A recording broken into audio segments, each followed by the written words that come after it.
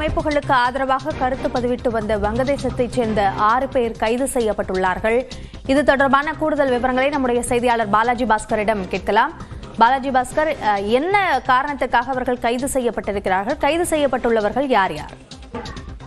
அபிநயா, அதாவது இந்தியாவில் இருந்து பாகிஸ்தானில் செயல்படக்கூடிய பயங்கரவாத அமைப்புகளுக்கு ஆதரவாக சமூக வலைதளங்களில் பதிவுகளானது தொடர்ந்து செய்யப்பட்டு வந்ததாக புகாரானது எழுந்து வந்தது. இது தொடர்பாக டெல்லி கியூ பிரான்ச் போலீசார் தொடர்ந்து விசாரணை மேற்கொண்டு வந்த நிலையில் திருப்பூரில் இருந்து இந்த பதிவுகள் செய்யப்பட்டது தெரிய வந்தது. இதனைத் தொடர்ந்து 10 பேர் கொண்ட டெல்லி கியூ பிரான்ச் போலீசார் குழுவினர் திருப்பூர் விரைந்து வந்து தொடர்ந்து விசாரணை மேற்கொண்டு வந்தனர்.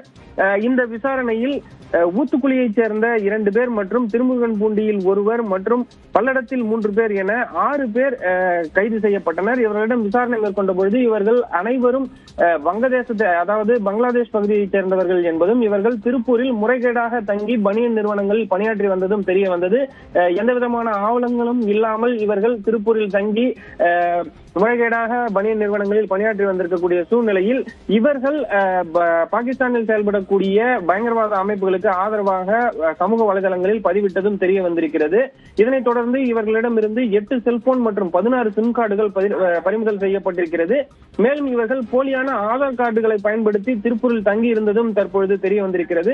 இவர்களுக்கும் தீவிரவாத அமைப்புகளுக்கும் ஏதேனும் தொடர்பு உள்ளதா என தொடர்ந்து கியூ பிரான்ச் போலீசார் விசாரணை மேற்கொண்டு வருகின்றனர். திருப்பூர் மாவட்ட காவல்துறையினரும் தற்பொழுது இணைந்து டெல்லி கியூ பிரான்ச் போலீசாருக்கு உதவியாக பணியாற்றி வருகின்றனர். அபிநயா, விரிவான விவரங்களுக்கு நன்றி பாலாஜி பாஸ்கர்.